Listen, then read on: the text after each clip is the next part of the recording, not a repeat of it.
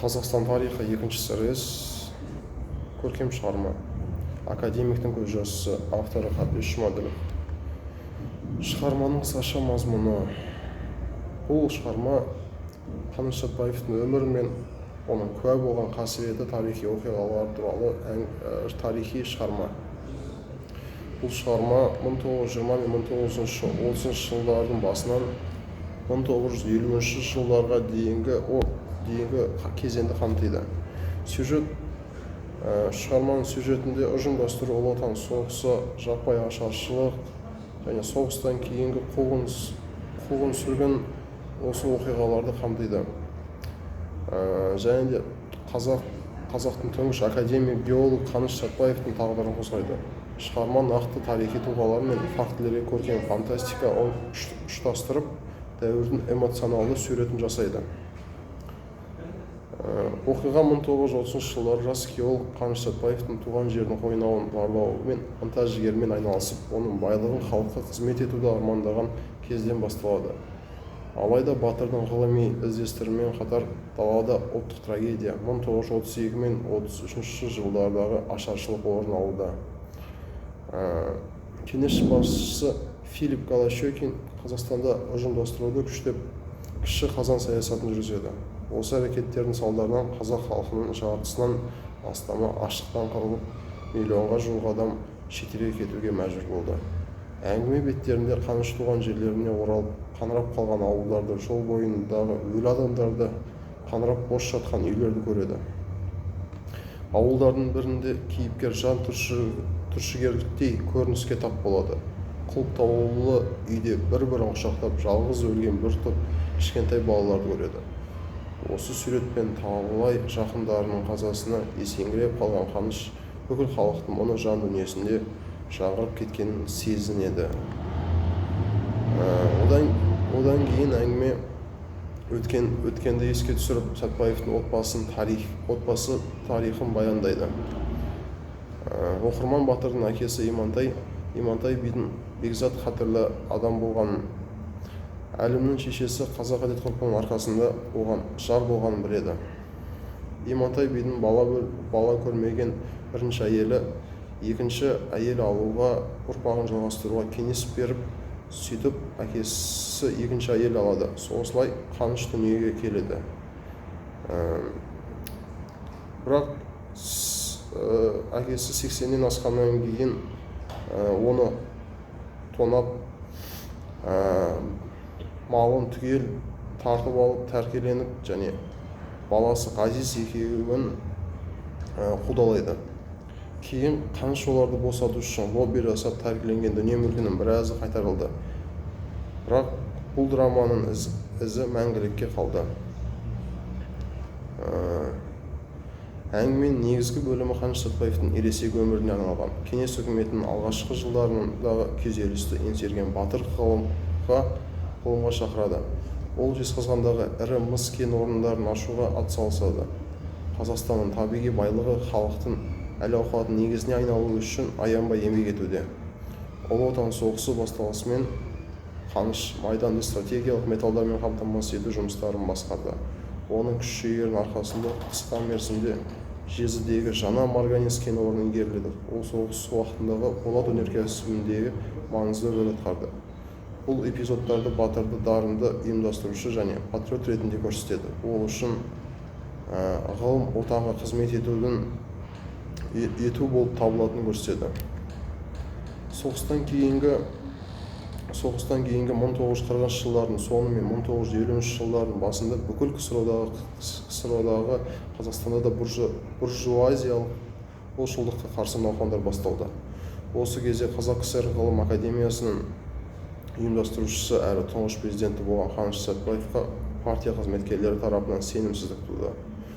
Ол коммунистік партияға кіруге мәжбүр болады.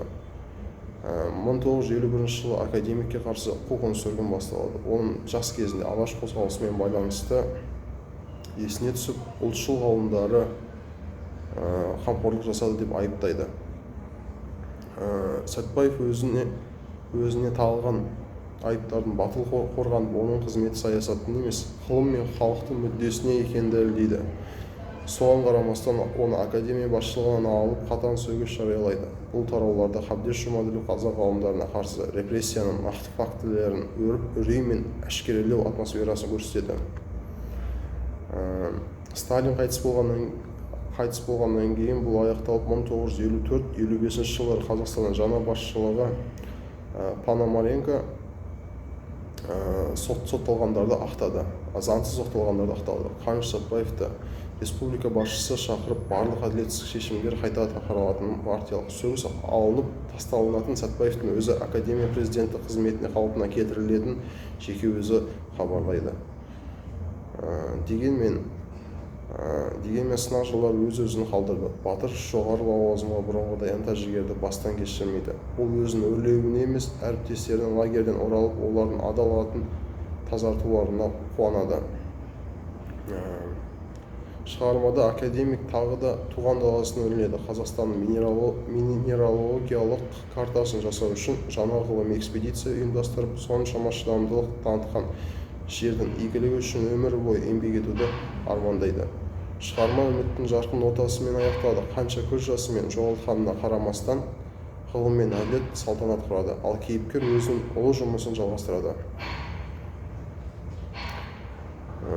20 ғасырдың бірінші жартысында Қазақстан тарихында аласапыран да қасіретті кезең болып табылады.